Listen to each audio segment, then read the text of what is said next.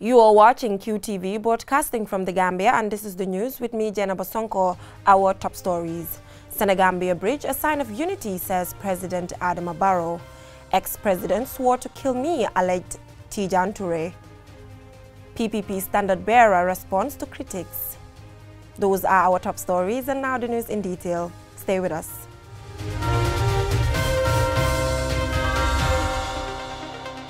President Adama Barrow has said the newly inaugurated Senegambia Bridge is a symbol of Senegambian unity. Barrow made this remark as he presides over the official opening of one of the biggest bridges in the sub-region. The bridge connects the north and southern parts of the Gambia and neighboring Senegal. QTV's Aliou Cisse witnessed the event, and here is an excerpt. Our wish is that the bridge stands from now on as a symbol of Senegambian unity, friendship and love. In this context, I am pleased to disclose that the bridge is hereby named the Senegambia Bridge.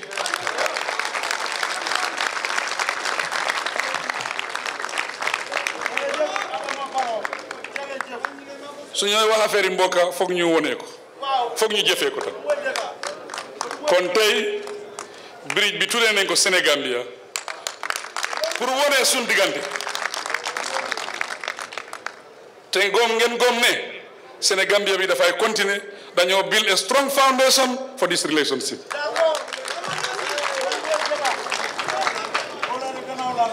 I congratulate everyone on the completion and inauguration of this symbol of hope. And I pray to Allah that we'll safely derive maximum benefit from it. It is now my delight to declare the Senegambia Bridge officially open. I thank you. Ex-Army officer Tijan Toure today testified as the 10th witness at the ongoing public hearings of the Truth, Reconciliation and Reparations Commission. He was testifying in relation to events that took place at the State House before the 1994 military takeover. QTV's Ansumana Isonyasi is covering the TRRC proceedings, and this is his report. Testifying as the 10th witness at the ongoing Truth, Reconciliation and Reparations Commission, ex-Army officer Tijan Toure today gave his testimony via a Skype call. He was testifying in relation to events that took place at the State House prior to the military takeover and the events of 21st July 1994 at the airport when the president returned from an overseas trip. Toure, who once served as a close aide and was part of former President Jawara's delegation to Tunisia, said there were rumors of a potential coup. Continuing his testimony, he said Jammeh did not like the presence of Senegalese soldiers at the State House at the time and was always having problems with them. Jammeh, he said, was removed from the State House and moved to the military training school because of his attitude. Based on his attitude, I believe, and I once had a chat with, Daba Marena, when Yahya Jammeh was moved, and he told me that he's not trustworthy and his attitude around the president is unacceptable, that I've got a lot of photographs where he was in uniform as a military police, but he wasn't a bodyguard. You know, bodyguard, there are some guards who are in uniform, other guards are in plain clothes. Everyone who works at the State House as a security could call himself a bodyguard, and then you have the plain clothes officers, that's a close protection. So Yahya Jammeh was based on the intelligence from the NSS. I believe he was removed from the State House based on that. But I don't know exactly what they had on him. Further testifying, he accused that had the Senegalese Confederation lasted longer, Jammeh wouldn't have survived in the army because he was always at loggerheads with the Senegalese commanders. What was his attitude like? You said based on his attitude, so what attitude are you referring to? The way he speaks, he swears a lot and he doesn't respect senior officers, and he doesn't take orders from anyone who's senior to him. And yes, he works like a bandit, sort of. Yeah. Earlier you had also mentioned that Yahya Jammeh was part of the training you did with the crack unit. And also you met him at State House. So how does he act towards his seniors? Well, he was a bandit, sort of. He doesn't take orders. He doesn't take orders, and he was like, he hated the Senegalese. He hated them. He doesn't like them at all. For some reasons I don't know, but he doesn't like them, and I know that they were able to pick this up. And this is before I came to the State House. Meanwhile, he alleged that if there was some form of resistance, Jammeh and co will not have succeeded. Ansuane Sonyasi for QTV News. The newly elected Secretary General and Standard Bearer of the People's Progressive Party, Mohamed Papanjai, has dismissed a recent communique developed by a group of claimants of the People's Progressive Party membership. According to the communique, they are asking the newly elected executive of the PPP to step down amid allegations of fraud and irregularities in the December 2018 Congress. In his response, the newly elected Secretary General and leader of the party said those involved should accept defeat and look into ways of improving the party forward. Here is an excerpt. The Constitution says the delegates are the supreme body. They would vote in the executive. They would vote in the executive, and they did. And they did, and it was transparent, and the whole world witnessed that elections. So if they want to start their own party, or they're not happy with whatever is going on, let them come and we sit and discuss it. But they don't have any legal right to say that they're the interim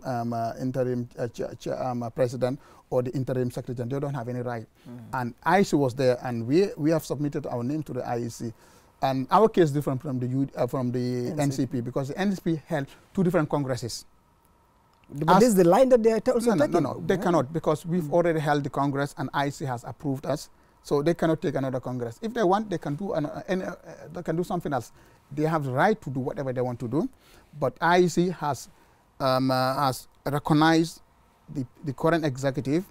The executive of the Gambia Press Union recently paid a courtesy call to the Truth, Reconciliation and Reparations Commission to discuss issues affecting journalists covering proceedings at the TRRC. QTV visited the GPU and spoke to the president of the Gambia Press Union concerning their meeting with the TRRC. If you look at it, the TRRC has been the center of news. Print, electronic, online. This is the biggest news in this country so far. And then journalists, we've seen the interest of journalists in covering it has been tremendous. But then our purpose of going to see the TRRC chief, Dr. Baba Gale Jallow, is to be a link between journalists, especially those covering the TRRC and the TRRC itself. So before we went there, I mean, we had dialogue through our WhatsApp groups and other platforms, other avenues, where our members, express some issues, some concerns. I mean, most of the time it's all regulated. There is a lot of things that we can celebrate, for example, in terms of responsiveness of the TRRC in giving out accreditation to journalists and in facilitating the coverage by journalists. But then what we put on the table first is the issue of the possibility of setting up a place, let's say a room within the TRRC complex, which will give the opportunity to journalists covering the TRRC to, from the rooms where the sittings are taking place, straight to this room where journalists can work. They have unlimited access to internet to file their reports or send to their newspaper houses or to upload, because it's also about speed. We've realized that, and this according to our journalists, sometimes they're done with the TRRC. At the end of every sitting, they struggle to get out of that place to go get public transport, and it takes time before they reach their newspaper houses or their media houses. And by the time the stories come out, it's a bit late, especially in consideration of the fact that this is live stream. So we discussed about that issue, and then we had assurance from the executive director, Baba Gale, that there is already a room which is next to the room where the sittings are taking place, and now journalists will have opportunity, and GP is going to work with is going to work with the TRRC immediately to make sure that we have things there, for example, cables that journalists will need to connect their computers, and tables where they will, sit and access the internet and send their stories. 30 police officers have been trained on traffic management and VIP protection ahead of the Organization of Islamic Cooperation Summit to be held in the Gambia this November. The training lasted for 10 days with a graduation at the Police Credit Union in Carnifing. Omar P. Jallo has more. With a membership of 57 states from 4 continents, OIC is the second largest intergovernmental organization after the United Nations. The organization is the collective voice of the Muslim world. It endeavors to safeguard and protect the interests of the Muslim world in the spirit of promoting international peace and harmony among various people of the world. Esa Bokar C., OIC Head of Public Relations, said hosting the Muslim Leaders Summit is not an easy task, as we live in a world of terrorists, adding security is an important sector in the maintenance of peace. Human intelligence is the best highway for intelligence. We live in a digital world, but the human mind made the digital devices. So if you engage, sensitize. If you sensitize, the public will be aware. If the public is aware, community policing is entrenched. If community policing is entrenched, there is a safe society. The officer commanding Mobile Traffic Unit, Carnifing, Superintendent Famara Toure, benefited from the training. Training is a difficult thing, and these people are experts from Turkey. Though I've been in the Gambia Police Force for quite a number of years, yes, but then what we've gained here, what we've gathered here, these informations will keep us, and then it will be very, very much vital for the young ones. And then we promise the Gambian that come 2019 OIC, obviously there will be no problem as far as this training is concerned, because it will help us already. It has enhanced our capacity as traffic officers, as police officers in the country, and we will ensure that we also transfer the same knowledge and the same skills to the young ones to at least continue protecting lives and properties in this country. Lamin L.K. Bojang, the Deputy Commissioner of Police Operation, said it is the responsibility of the security to ensure that there is peace at all times. We all have to be prepared and execute our duties because we don't want to fail. We are expecting to train 3,000 officers for public order management and VIP protection, he noted. The training is done to protect people during the summit, he added. The training is very much important because, like I said earlier, it will enhance the capacity of our officers as far as the VIP protection is concerned. Though we have a VIP team, they've undergone numerous training on VIP, but with this training that they just are finished with the Turkish, we believe that it will give them an added advantage whenever they are on any VIP mission, and especially for the OIC, because we all seen it. The secretariat happens to be at Turkey. For them also having trained our personnel will give the other OIC member states the confidence that their principles will be well secured and protected whenever they are here for the OIC summit. Reporting for QTV News, I am Omar P. Jallo. A new complex that aims to improve the performance of specific duties effectively and efficiently by the National Audit Office was officially handed over on Wednesday. The project, which started in February 2018, was fully funded by the government of the Gambia with a tune of $82.8 million. Ajibintu Drame has more. Abdul Koli, a former Minister of Finance under the Jammeh regime, expressed delight for being part of the occasion, adding that he was motivated to build such projects due to space constraints and huge rental bills. He continues by saying that government agencies pay huge amount of money on rents and urges government to have their own institutions. I was motivated by the fact that government and government agencies were paying a lot of money in rent. We have almost all agencies scattered around, each paying huge rents.